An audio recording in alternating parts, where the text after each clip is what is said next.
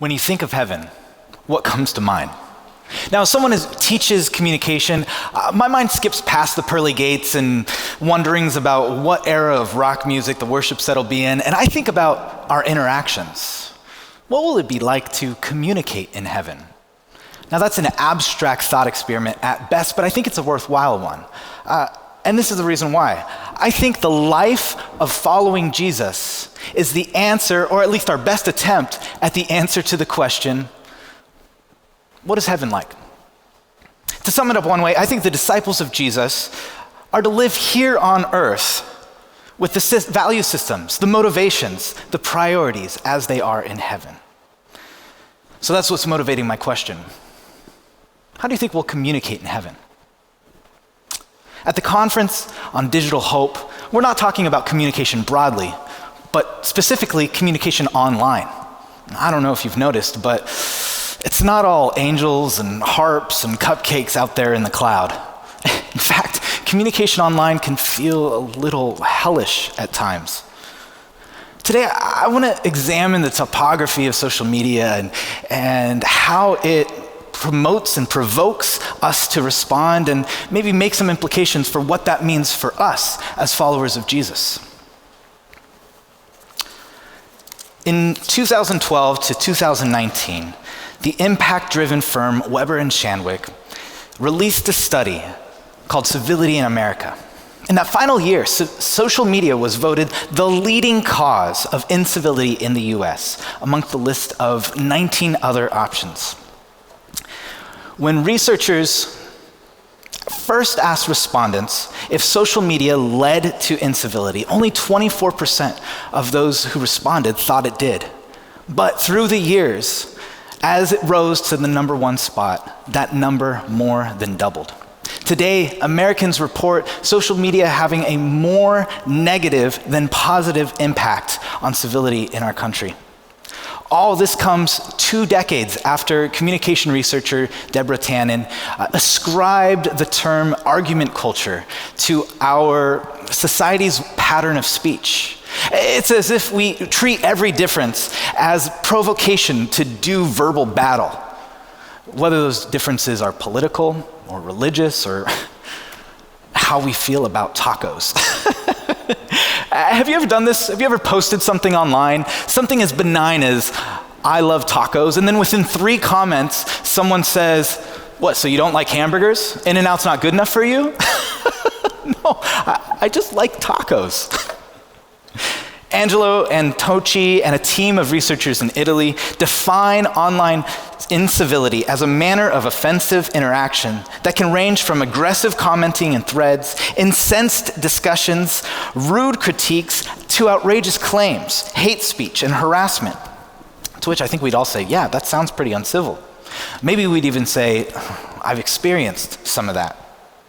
In the 2 decades since our culture was first described as an argument culture, incivility online has become as ubiquitous as interaction online. Pew Research has found that a majority of teens have faced some sort of cyberbullying. And that Weber and Shandwick study suggested that Americans face on average 5.5 uncivil interactions any given week.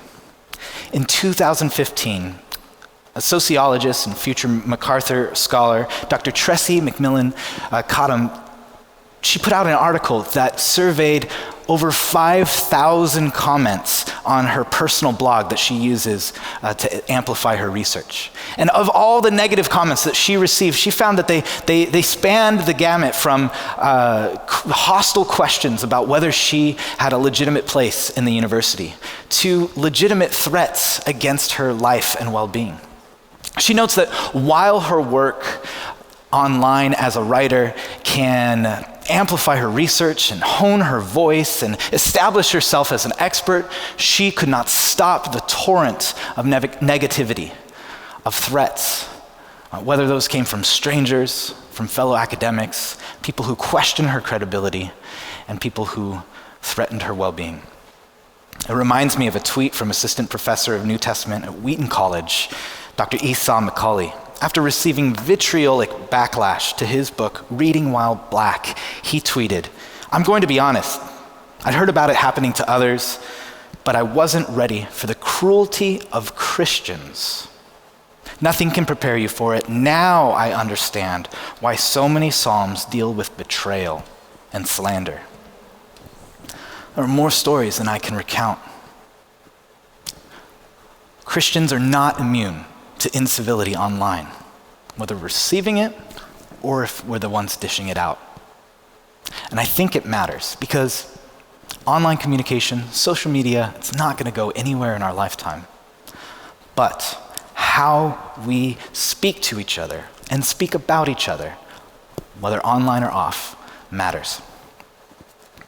Now, I want you to engage with me in a second thought experiment. Imagine, if you would, that we locked everybody up and took away all social interaction except that which is digitally mediated. And maybe for an entire year, we filled that year with controversy and conspiracy, with contentious elections and social unrest. Are you finding this difficult to imagine? Well, what if after the end of that year, we just let everyone back out into public? Would the patterns of speech common online begin to trickle down in how we interact face to face? The Wall Street Journal released an article called "Adults Are Throwing Tantrums in Restaurants, Planes, and at Home. Blame the Pandemic." It details emotional outbursts and sexual harassment, a torrent of petty rudeness that people working in the service industry are facing near daily. Now, the emotional toll of this pandemic cannot be overstated, especially as the article points out this latest wave of the Delta variant and the whiplash that we're feeling from opening up and closing back down. But I don't think it's that whiplash alone that's leading to these uncivil and inexcusable outbursts. What if how we're communicating online has a hand in what we're seeing in the real world? Renowned rhetorician Marshall McLuhan is famous for saying, "The medium is the message." But he also said, "Media is the massage." As if a chiropractor with one too many malpractice suits, social media is leaving us maladjusted, out of whack. Or as McLuhan says, all media work us over completely. This working us over is what communication scholar Brian Ott has in mind when he said, "Every communication medium trains our consciousness in particular ways. Twitter ultimately trains us to devalue others, thereby cultivating mean and malicious discourse. Twitter, and I would add the comment sections of Facebook and Instagram, invite simplicity over nuance. They reward impulsivity over thoughtfulness in a way that breeds incivility. It doesn't force it, but it certainly allows it to take place. And we've spent a year training our social impulses in this digital boot camp. Online and increasingly in our face-to-face encounters, our communication climate is deteriorating. In the work they do in the Winsome Conviction Project and in our communication classrooms here at Biola University, we talk about communication climate a lot. That's because communication climates are shaped more by how we speak to one another than by the words that we say. So if browsing our timeline reads like a survey of constant dismissive remarks, sarcastic memes, slander, threats, it might feel like stepping out into the Arctic tundra or out into a storm, regardless of the topics that we're covering. Because it doesn't matter who our communication is directed towards. It doesn't matter what side of which aisle we're sitting on. Even when we think we are right, how we communicate leaves a lasting impact on the people around us. As communication scholars, we care about cultivating affirming communication climates because we care about cultivating strong relationships with patterns of speech that are not just encouraging but effective and able to work together, express ourselves, and develop a mutual understanding. To return to my original thought experiment, I think that the culture, the communication climate of heaven is one that's always loving, always kind, always patient. It's warm and inviting, kind of like the weather here in Southern California. Now, while that thought experiment might be abstract and sure a little tongue-in-cheek, I don't think Jesus' discipleship is. In fact, I think Jesus cared a lot about cultivating communication climates and about Christians changing the climates of the cultures they're in. Matthew's gospel captures Jesus' Sermon on the Mount, a sort of inaugural address for disciples who want to live out the culture of heaven. It's tempting to read the sermon as religious platitudes or impossibly high standards of righteousness, but I choose to view the sermon as instructive for our lives, a way of living and communicating in the world that prioritizes that culture of heaven, that seeks first the kingdom in all we say and do. Theologian and ethicist, the late Glenn Stassen, spoke of the Sermon on the Mount as a set of transforming initiatives that, if lived out, shifted our social dynamics or communication climates. So, for example, when Jesus in Matthew 5, verse 21 and 22 says, "You have heard that it was said to people long ago, 'You shall not murder. And anyone who murders will be subject to judgment. But I tell you that anyone who is angry with a brother or sister will be subject to judgment. Again, anyone who says to a brother or sister, raka,' an expression of contempt, is answerable to the court. And anyone who says, 'You fool,' is in danger of the fires of hell." In this read, Jesus is diagnosing a climate in verse 22 that leads to the murder in verse 21. And communication scholars would agree. If negative communication climates are allowed to spiral downward, they will end in real-world violence. Because before murder, there was contempt. Before an angry outburst and assault over a mask mandate at a restaurant, there was anger online.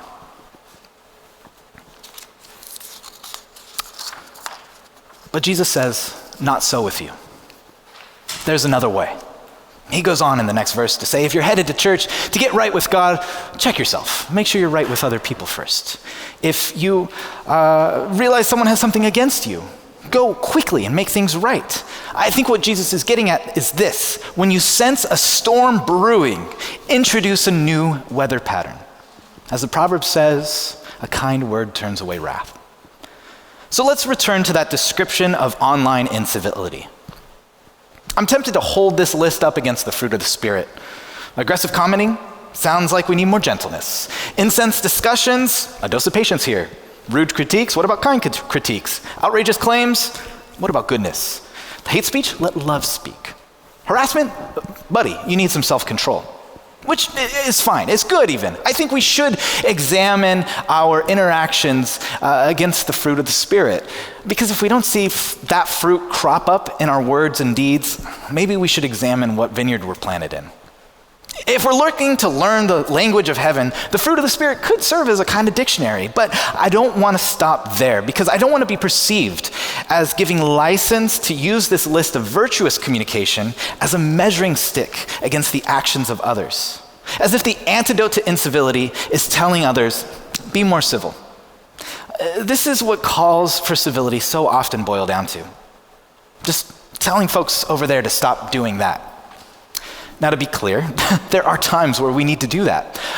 But in this moment, right now, I want to direct our attention to that moment when we want to respond in haste. In that moment where we've been offended and we want to return tit for tat. When that moment arises, let's commit to asking ourselves a few questions. First, am I able to respond out of love for this person? Or am I just trying to prove I'm right? Because being right is not the same as being righteous, right? Second, am I able to listen? It's easy to focus on trying to get the words just right, but shifting communication climates means tending to how we communicate, even when we're not speaking. I've been convinced for a while that if we're going to love our enemies, even the micro enemies of the people we encounter online, then that love needs to be communicated. It's not just felt or thought about. If we're going to agape love our enemies as God agape loved us, then our willingness to engage in the perspectives of others, to practice empathy, to listen to the story, to hear out the reasons, should be, it should be as indiscriminate as the sun shining or as the rain. That doesn't mean our convictions change or that we do this because we think everybody's right. But it does mean that we do this because everybody's worthy of love. Because what good is it if we express love to only those who agree with us? What good is it if we love those in our media echo chamber? How are we any different than any other media echo chamber out there? Practically, this might look like responding with an honest question when we're incensed by someone's comment, rather than assuming we know where they're coming from. Or it could look like making a proactive practice of reading thoughtful, well-written perspectives against our ideological opponents. As Paul says to the Corinthians, be quick to listen and slow to tweet. Finally, I want to ask you this. Am I aware of how social media is working me over in that moment? Creators of algorithms and billion-dollar tech companies are poor stewards of our souls. Yeah, advocate for platform upgrades that make positive communication climates even easier. Get in the habit of Sabbath away from social media, but when you do engage, don't let the boot camp of your heart happen in the doom scroll of your timeline. When looking at the state of our communication climate online, it's easy to feel hopeless.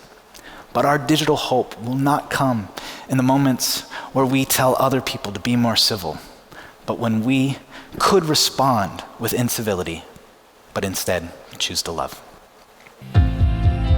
Discover who you're called to be at Biola University, a leading Christ-centered university in Los Angeles, with programs on campus and online.